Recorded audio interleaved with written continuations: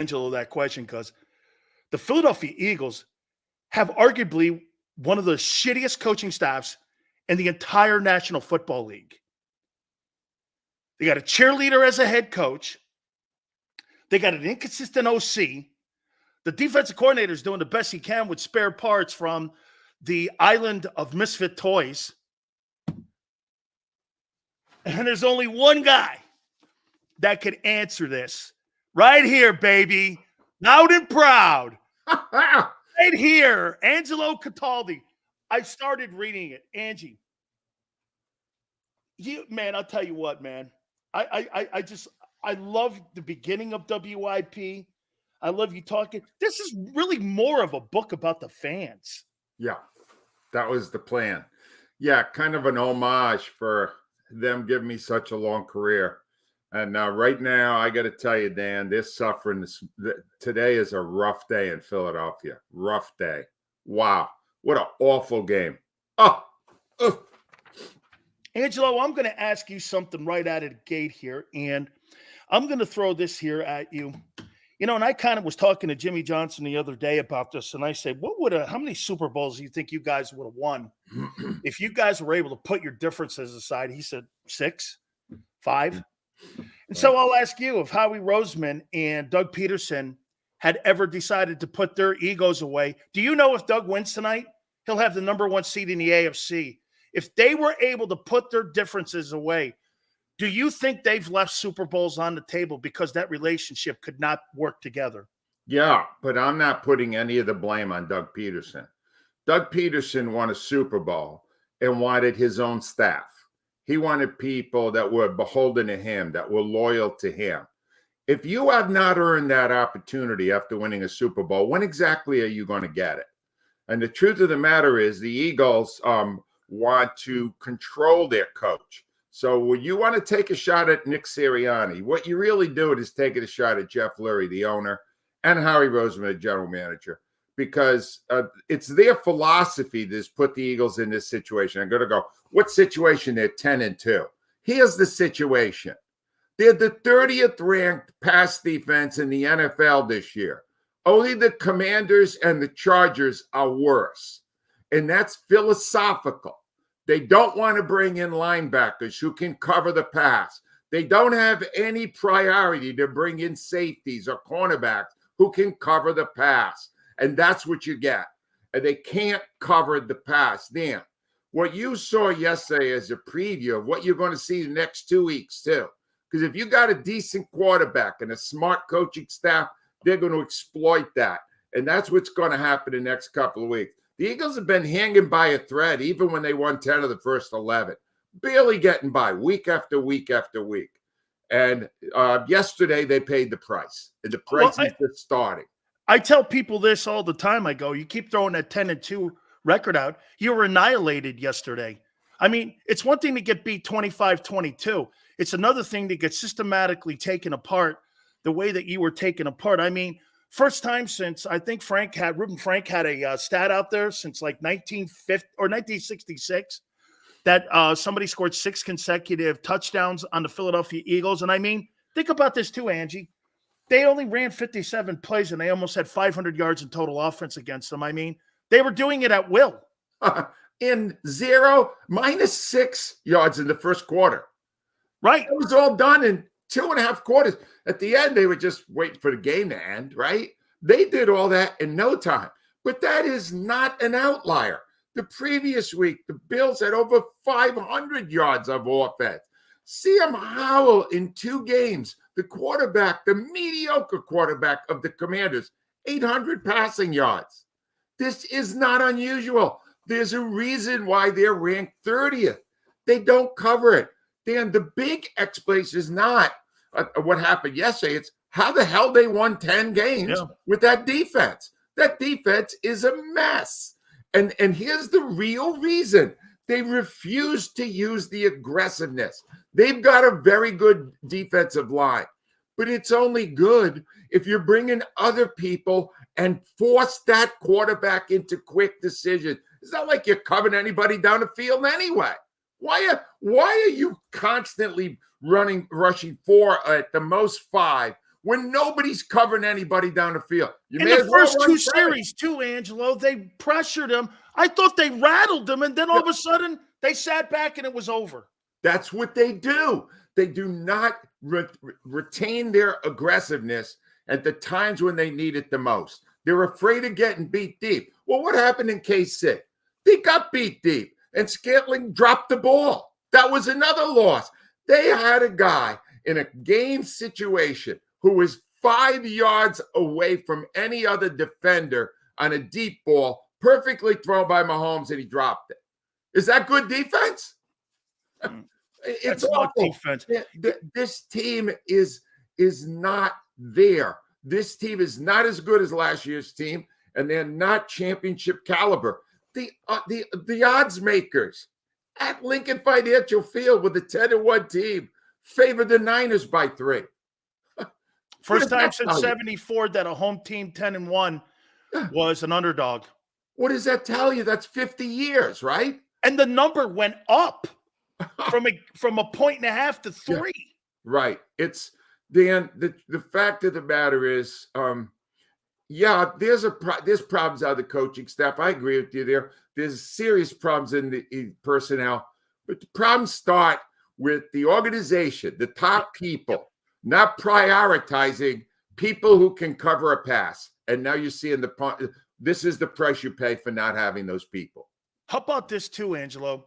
Isn't it funny that the 49ers, they have Greenlaw and Warner, and they have McCaffrey, two areas of their football team that they spend commodities and they spend assets on and pay money, and the Eagles refuse to do that. Correct. You know, I went back and looked at his drafts, and I'm looking, when's the last time they drafted a linebacker? When's the last time they drafted a corner?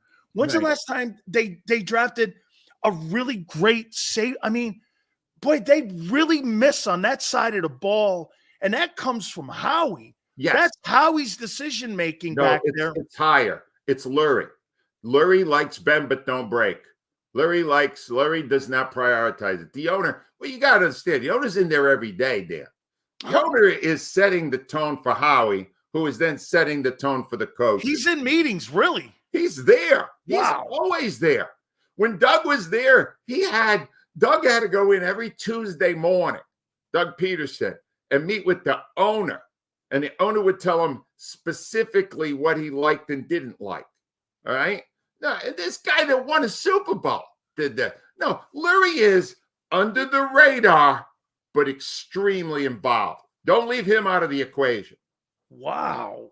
Okay. That's interesting here. In your opinion, then, you do not believe that this defense is a championship defense? Here's the thing. I've been on this book tour. So I did literally like 25 or 30 in the past 2 weeks. And I've been saying they're not good enough defensively. And last week, everywhere I went, including San Francisco radio, I predicted the Niners winning easily. And that nobody could. What, you're from Philadelphia? Aren't you trying to sell books? I said, yeah.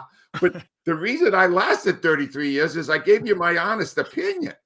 That defense stinks, right? Not defensive line, but the rest of it. And when you're 30th in the league, that means the Jets are ahead of you. The Giants are ahead of you. All these awful teams with 2 or 3 wins have a better rank pass defense than the Eagles. Come on, wake up. Wow.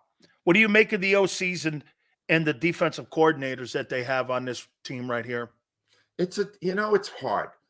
I know, look, Jonathan Gannon was awful regardless of the philosophy.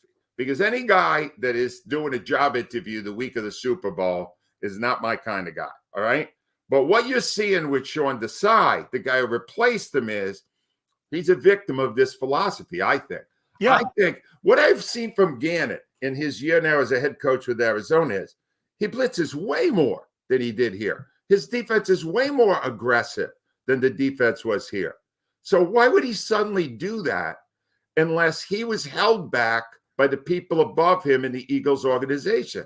So I'm thinking that the lack of aggression you're seeing is a dictate from the top, and that's why they're not going to win. And Seth Joyner said it yesterday. He got into a social media battle with Darius Slack. Now, you got to understand, Seth Joyner is my idea of an aggressive football player. He took no prisoners. You come down the middle, Seth Joyner's going to wake you up with a smack in the head. All right. Yeah. And Seth Joyner comes out and said they weren't aggressive. They let Debo run right through them. They didn't care. Right through they didn't even try to tackle half those guys. And he went, it was awful. And Darius Slay said, maybe you know what this means. He says, Seth, you're talking out of the side of your neck. I didn't know what that means. Yeah. Seth said, well, let me clear it up for you. You sucked yesterday. You couldn't make a tackle. Is that coming out of my neck too? No. Loud and proud, as we would say. Yeah, I got good names for those guys, James Trashberry and Paper Mache Slay. I mean, those two. And you're spending $30 million on these two guys. Yes. And Slay, remember he was a big play Slay. Now he's no play Slay. What is he doing out there? Anything? He's lost the step. Guys are blowing right by him. Bradbury, I thought he missed the bus to the stadium yesterday. Where the hell was he? I didn't even see him. What are these guys doing? You're making all this money. You can't make a play? Nothing? You're not even near the guy? What are you doing? Absolutely. What'd you make of the deal with Big Dom on the sideline? All right. This will address your. First of all, if I were giving out game balls, I would give one not to a member of the team. I give it to the security guard who got in the fight and got Greenlaw off the field. That was the best. That was the best thing to happen to the Eagles all day. I thought he was the only guy that wanted to hit anybody too. Exactly. My son is a Giants fan, and he said to me, I was hoping when on the way out, Greenlaw would stop and punch Sirianni in the face. Because, Sirianni's kind of like emotional on the sideline. But no, that was the highlight of the game for Eagle fan. That was all that's hey, Angelo, there's no way that guy's Italian. He's got to be a Frenchman. There's no way that guy's Italian, man. I just because I mean, yeah. I don't like how he coaches his team and all that emotion and this and that. I mean, right. Dude, your coach, the players are emotional. You're not a player, guy. And here's a question I have for you too on him. So it's 5:19 left in the game. You're down 42-19. Yeah. Your quarterback went into the tent. He went back to the locker room. You keep the guy out there. You got Dallas coming up this week. What's the point of keeping? Are you doing that for the MVP stuff and hollow numbers? I mean, why do you keep that guy in the game when he's been struggling all year with injuries? And Sirianni's explanation made no sense. He felt like he could play. He doesn't get to decide who plays. You do. You're the coach. I was freaking out at that because right after that, he still got all the regulars out there, down 3 touchdowns. DeAndre Swift took a mean shot. He got his clock rung, right? His bell rung. It was awful, and he kept him out there. And I used to, one thing I had going with Sirianni, when I used to interview him after game, I'd say to him, Nick, on the sideline, you're fascinating. You're emotional. You're excited.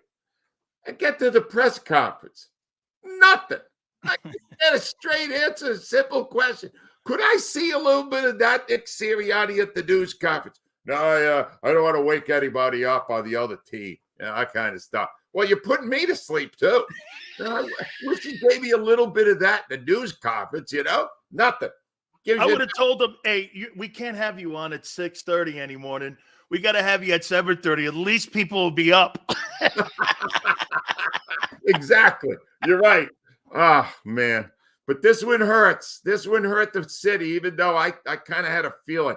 I wrote a blog thing today. And if you read my book, what you're going to learn really quickly is I have an intricate knowledge of pretty much nothing. That I'm not that knowledgeable on football. I'm not that knowledgeable on radio. And I'm not knowledgeable on anything. Life. But you know a little bit about everything. A little bit. All right. And when I know that little bit is more than they're showing me they know, like I got to do something about the pass defense, that's when I freak out. Because I go, what are they doing all week? All week. I was with you, Angelo. I picked the Niners to win. I made a comment and everyone got on my ass about it. I said, last Monday. You can't win. There No. is not a chance in hell you're winning on that game on Sunday. I didn't think they'd get murdered like that. Yeah. And now I'm even thinking this too. Angelo, this Cowboy week, think about how important this is now.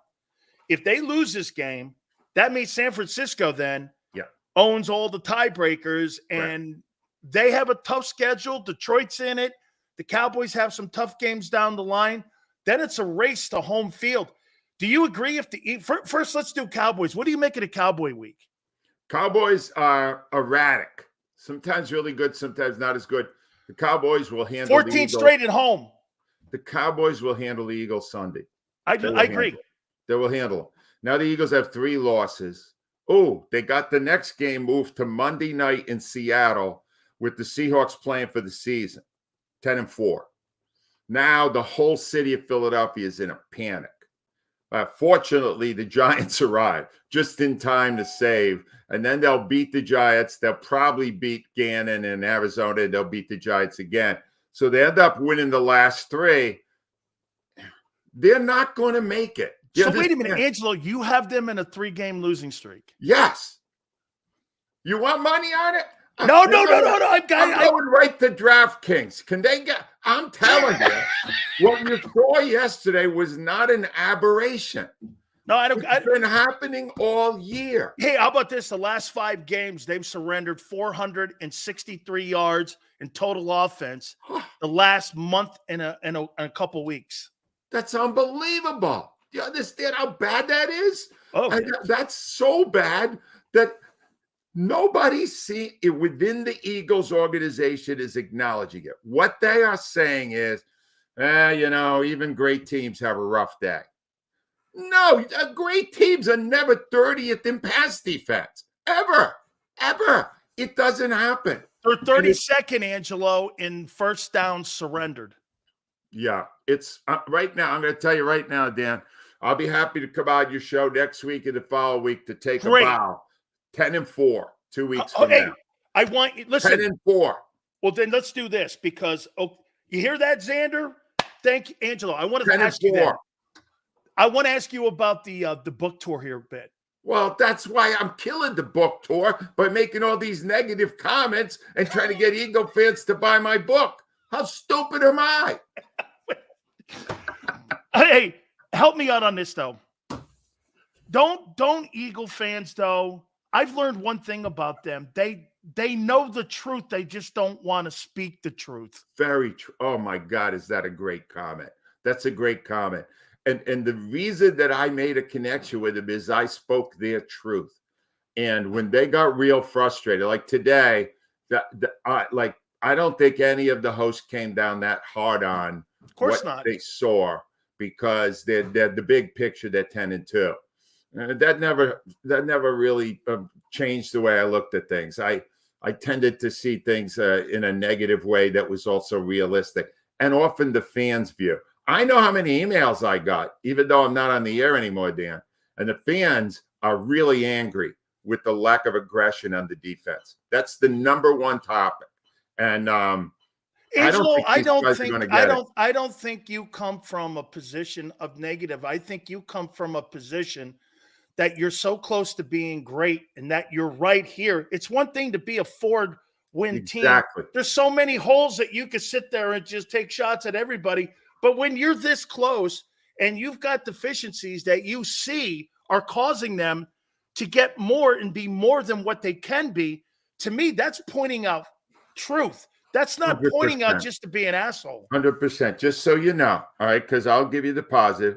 I love Hurts. He's a little up and down. What Mike Quick was saying during the game yesterday is the only plays that were working were the plays that they improvised. That the actual plays in the book were not working. All right. The Eagles have never had a better wide receiver than A.J. Brown. He's the best they've ever had in their history. This guy makes plays out of nothing, right? Devontae Smith on the other side is terrific, right? Tougher than I thought. Swift, and they've got good runners. They've got a veteran offensive line, maybe getting a little old now, but still good. There's a lot, and the defensive line is filled with young talent. And they've got Fletcher Cox in the middle playing better than he has in 5 years, all right? There's a lot of good in the team. They have maybe the best kicker in the league, one of the best 2 or 3 kickers in the league. They've got all that stuff, but they've got this big gaping hole they're not addressing. And if they don't address it, Dan, this is the beginning of a bad slide for that team. You know, and that guy Ferguson's turning out, that tight end that Dallas has, he's starting to turn out to be somebody. And if you watch Kittle, Wow. you know, you saw him and how he just blocked, he chipped, got out, went down the field 25 yards. They had absolutely no answer for him. Nobody. And the thing is, every tight end on the schedule from here on out is going to look at the tape and go, wow, that's my career day right there. Nobody's going to cover me. And they don't. Awful. Angelo, what is the biggest thing you've learned talking to people about how you presented your show and yourself? Your show was you. Yeah. Okay, that's how I look at broadcasting. The more you're you, the more you, I think more people are attracted to people instead of being BS artists. The more you're you. So it had to be you presenting yourself to the fans of Philly every single morning.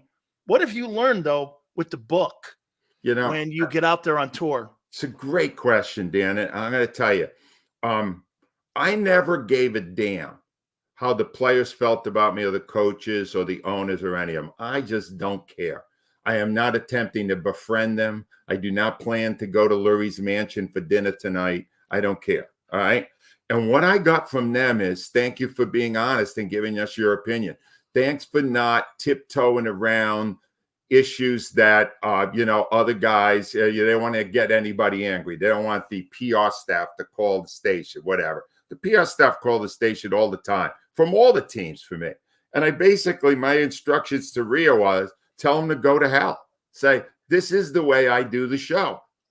That's why there's other stations for you to check out. Just be honest. It's that simple.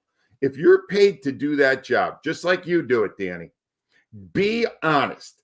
Give your honest opinion. And if you piss somebody off, too bad. Honesty will save the day.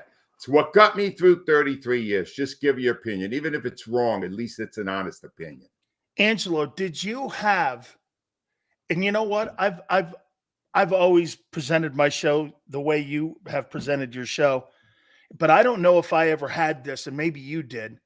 Did you ever have someone that was there for you that would deflect some of that? Because it's one thing to have an opinion, but when, and maybe it's a different time too, Angelo, because back then, you know, most companies now don't have the balls to fight back on advertisers because you get held hostage, and they call the companies now and then they get the host removed. For instance, Tucker Carlson or whomever, advertisers call in and get you removed. Maybe it was, we're just in a different era now where companies don't really have the backbone any longer to fight these people. And that's why you were able to survive all those years, because it's a legendary run, but there's also a lot of luck involved in that too. Well, it was the right, in all honesty, in this book, if you've gotten that far in it, I trash a lot of my bosses, all right, including one boss who was so upsetting to me that I had a clause in my contract that he couldn't talk to me without my permission. All right. So no, that's in You're there. the GOAT. Yep. I reprinted the clause on page 5, 1995 when I got it. TB. But here's the thing though, Dan.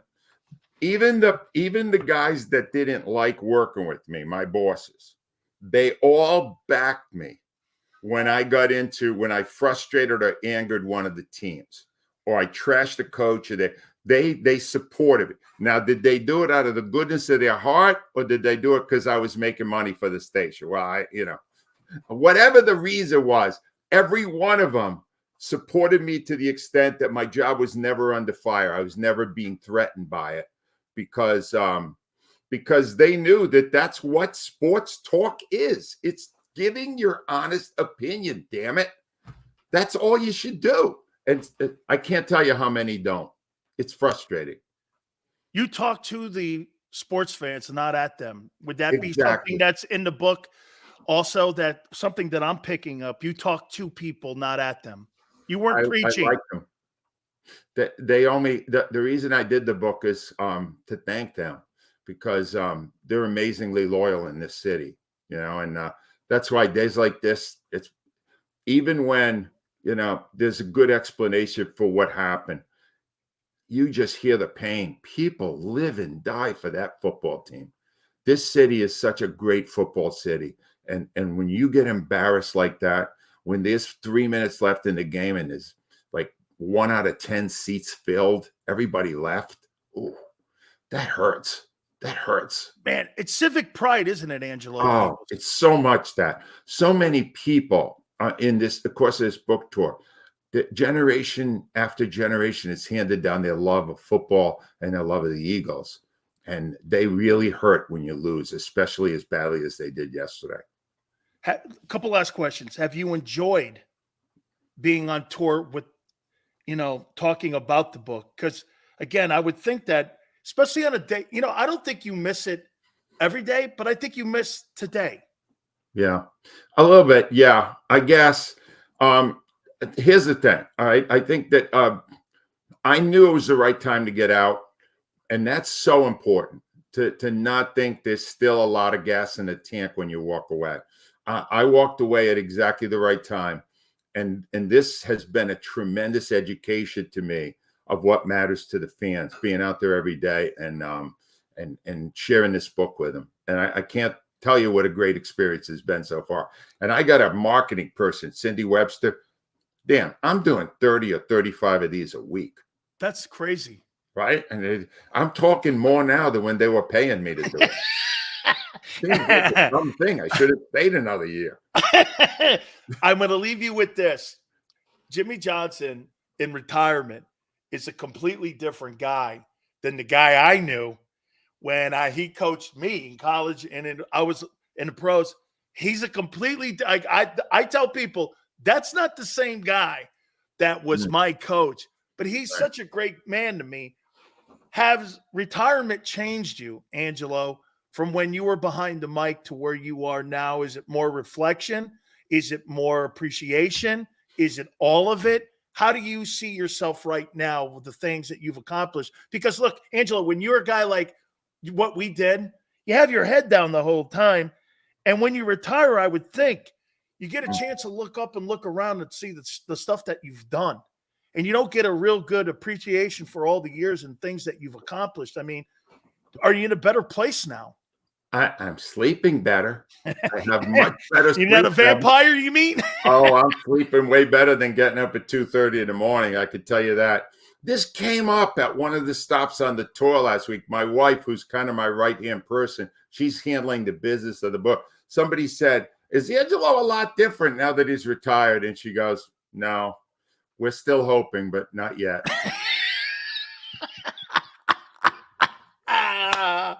That's fantastic. Angelo, listen now. I'm going to hold you to that the next 2 weeks. Yes. Okay. They're going to lose the next 2 games. This is killing my business. I'm sorry. I just have to be honest. He's driving this book into the ground. He's driving. They're going to lose to the ultimate. They're going to lose to the Cowboys. Then they're going to drop that Monday night game against Seattle. I mean, hey, are you trying to sell books? Hold on. I got one. Dan, I got to ask you on the this thing. I got to ask you because it's killing me. So I've been, on my website, angelocatali.com, I'm personalizing all the books, and I'm getting a lot of requests. And a lot of the requests are bleep Dallas with the word. Now, here's what's going on now. So I talked to Mike Sealski, a columnist at the Inquirer, Ray Didiger. There's a real legend, football writer. Today I talked to Derek Gaunt, tremendous reporter on the Eagle.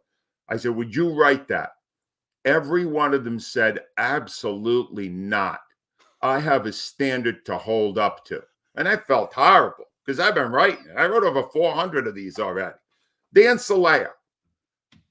No, Would you write that? Would you write that? I would write it for you, but not everyone. No. Okay. Then you because know you know why, Angelo? I got to tell you, I don't leave my driveway unless there's scratchola. I'm not really right. Hey, Silver, you come down here, and what are we looking at here? I mean, I at least have to have a certificate for pasta vazul. something Oh, here, man. damn. This is a low point in Angelo, the thing don't because sign shit for free. this means my standards are lower than yours. That's Hey, a bad sign. you don't sign anything for free, Angelo. Well, hold on a minute. I'm doing this for free. Hey, oh yeah, that's right. I love it, Daddy. ATI, we'll talk next week. Thank you so much All right, for doing Dan. this for me. Take it easy, buddy. You Bye-bye. got it. The great Angelo Cataldi. Make sure you get his book too, okay? Loud. Yeah, that's a good point. So now I got a guest now for the next 2 weeks. Angelo Cataldi every week. What do you think of that there, Xander? How you doing? It's gotta be a paisan. This is why I don't get it.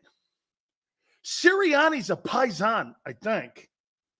You know, he might be a Northern Italian guy, so I don't know. He could, you know, if he's like a Calabrese guy, he could be like south of France. So, I mean, you know, when you're up there, you like white sauce. Man, Big Sills likes red sauce. I'm more of a red sauce. You know what I'm saying? That's kind of my deal there. Okay. Gary Cobb's going to join us at 4:30 from Fox 29 in Philadelphia. Next 2 weeks. Hey, maybe we can make that a segment every week moving forward. Big Sills and Angelo. You have Big Dom, Big Angelo, Big Sills. Hey, Xander, that sounds like a show. Big Dom, Big Sills, and Big Angelo. I'm liking it. It's got a very European flavor to it, too, a little bit here. Actually liking it here. Hey, by the way, our good friends, month of December, happy holidays from our friends from Hooters to you. Absolutely great. Hey, by the way, we're working on showing up on Saturday at King of Prussia. We'll give you more details on that. Big Sills is going to be in town for an exclusive. Okay, and I told you I don't leave my house. So we'll be there, I believe, on Saturday. I'll give you more details, but December 2, man, and Hooters and football, what go better together here? Hooters bonus bucks are back, Santa bonus bucks, great gift cards, $5 gift cards. Hooter girls are there to give out the calendars. I mean, has to be one of the best presents. It's a stocking stuffer for your calendars there. You get 9 of the girls, I believe, in the calendar from the Northeast area, northeasthooters.com.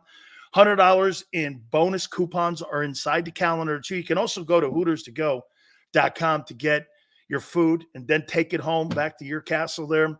Lunch specials Monday through Friday, 11:30 to 3. Boneless wings, happy hour Monday through Friday, 4 to 6. $6, 6 items.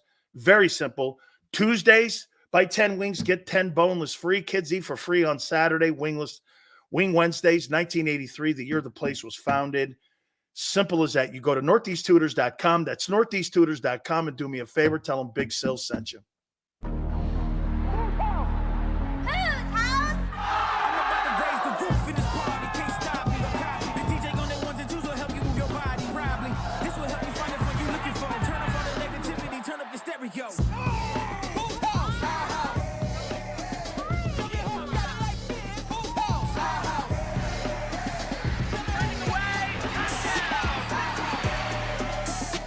Football and Hooters, the perfect pair.